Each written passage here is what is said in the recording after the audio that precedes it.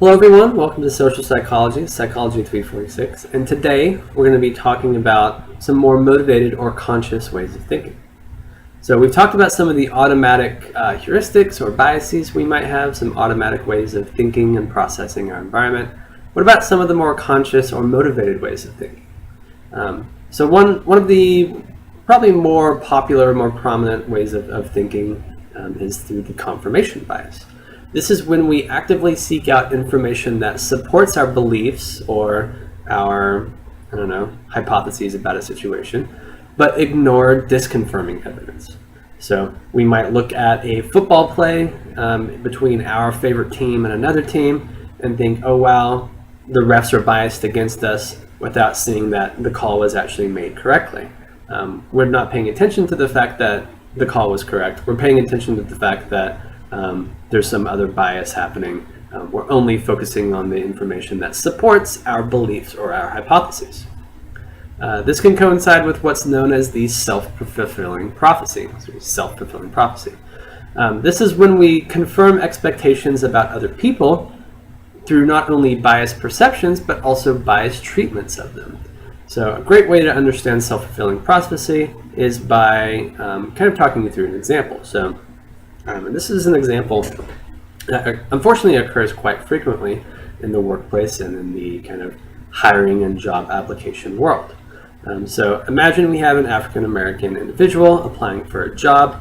There's a stereotype that exists that suggests that African Americans are more aggressive than other people, than other racial groups.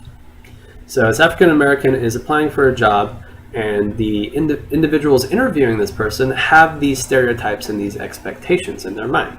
And so they're basically more willing to perceive things that the African American, these behaviors that the African American is performing, as aggressive. In turn, because they're perceiving more aggression in the African American, they're going to react aggressively to the black participant, or in this case, the black job applicant. Because the black applicant is being acted aggressively towards, he in turn responds with aggression as well. He's reacting to aggression with aggression. And then, right there, we have the African American applicant behaving aggressively, and that confirms what the interviewers were expecting in the first place. And that means their bias is confirmed. So it wasn't the fact that the black applicant was acting aggressive in the first place. He only started acting aggressively because the interviewers themselves were expecting him to. And the way that they behaved as a result led to the black applicant acting aggressively. So those are two examples of controlled cognitions that don't always work out for us, especially in terms of accuracy or in terms of interacting with others. But generally, we see that controlled cognitions are ideal for social problems or social issues. So you may be familiar with what's known as the Watson selection task. This is the little game where there's 4 cards. Say, for example, the stipulation is if there's an even number on one side of a card, then it must have an odd number on the other side. And then you'd be asked basically what 2 cards should you flip. So I have an example of this on the slides. Typically what we see is in the descriptions, again, this is a very abstract game or abstract task. There are no real social elements to this. And people often have a difficult time figuring out what 2 cards they should actually turn over to determine whether or not this is true. So I have an example on the slides. And people generally turn over the even number and the vowel, because those are the 2 most prominent pieces of information that you get in the instructions. But those are not the cards that you should turn over. You should be turning over, you should be turning over the even number, but you should be turning over the non-vowel, the consonant. Why is this the case? Well, it's kind of difficult to explain, and it's a lot more easier to explain if we shift focus to a social task. So rather than saying, all right, let's focus on even numbers, let's focus on numbers and letters, let's instead focus on real life situations. So if a person has an alcoholic drink in front of them, then they must be over 21. This is an example of a real life situation, a social contract. Let's apply these variables to the cards. So we have 2 drinks, 1 alcoholic, 1 non-alcoholic, and 2 ages, 1 over 21 and 1 under 21. which two cards do you now choose? And it may seem a lot more obvious that you're going to choose the card that has beer on it because only people over 21 should have beer. And you're going to choose the card that has the under 21 age, 16, because that person has to have a Coke in front of them. Someone who has a Coke in front of them could be either. A 25-year-old could be drinking Coke or beer. Turning over those cards doesn't tell you the information that you need, but turning over the other two cards does. So again, framing some of these difficult tasks in terms of social situations or social contracts can help us better understand them. Another example of applying some of these motivated or controlled cognitions to social interactions, especially with our environment, involves what's known as error management theory. And this concept focuses on the idea that we want to minimize as costly errors as possible when we interact with our environment, when we interact with people. We have two different types of errors, type 1 errors and type 2 errors.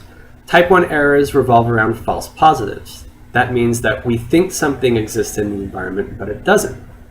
Type 2 error is a false negative. That means we think something does not exist in the environment when it actually does. So example of this would be, say we're walking through the woods, there are a bunch of sticks on the ground, and we want to avoid snakes as much as possible. We don't want to step on a snake or get bitten by a snake. So what do? What behaviors should we enact in these situations? Well, let's think about the errors to determine what we should be vigilant about. Type 1 error, false positive, would mean that we think there's a snake on the ground, but there actually isn't. Type 2 error means that we don't think there's a snake on the ground, but there actually is. Which one's the worst type of error to commit? Well, obviously it's going to be type 2 because you're going to be interacting with a snake in that situation. So you're going to be more vigilant to type 2 errors compared to type 1, and you're going to probably be more likely to pay attention to the ground a lot more rather than not pay attention to the ground. You're going to want to assume that there are snakes on the ground rather than not snakes on the ground. And this, if you think about it, is very adaptive. Again, we want to survive as humans, so trying to minimize the highest risk possible, whether that be type 1 or type 2 error, depending on the situation, is an evolutionary imperative. One thing to keep in mind about control conditions is with automatic cognitions or automatic thinking, we don't really question the status quo. We just kind of go with the flow.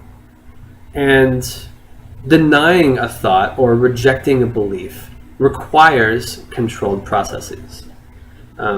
Generally, we follow a trend of seeing as believing. If we see it, then we don't really question it. We just go with it. Only when we start to actually apply conscious thoughts, motivated processes to a stimulus, then that's when we can start to question it and maybe outright deny or reject it. This is a good kind of concept to keep in mind when you watch the news. Don't just believe everything you hear. Don't believe everything that I tell you. Question, as exhausting as it may sound, question everything. At least be a little bit skeptical in what you hear. Thinking critically about thoughts, ideas, beliefs, concepts that you hear is healthy and can help kind of push the world further. Think about situations where maybe if we didn't question things, we wouldn't have advanced, especially technologically, as far as we have today. And lastly, another controlled cognition that we often use is what's known as counterfactual thinking. This is the idea that we can think about things that have happened in our past and think, man, if only I had done something differently, then things might have turned out differently. So for example, I might think, if only I had waken up earlier this morning, then I could have gotten to my car and actually gotten a parking spot on campus. These are extremely important when trying to navigate our day-to-day lives, especially when trying to improve our lives, and they can also be applied to social situations. Wow, if only I had helped Jimmy out before, then maybe he wouldn't have been so mad at me. Or if only I had given Jimmy $20 to get gas, then he could have given me a ride later on that day. Trying to identify how we can, in some situations, facilitate and strengthen our social relationships. So that's all I have today. Thank you for your time and attention. We will see you again soon. Bye-bye.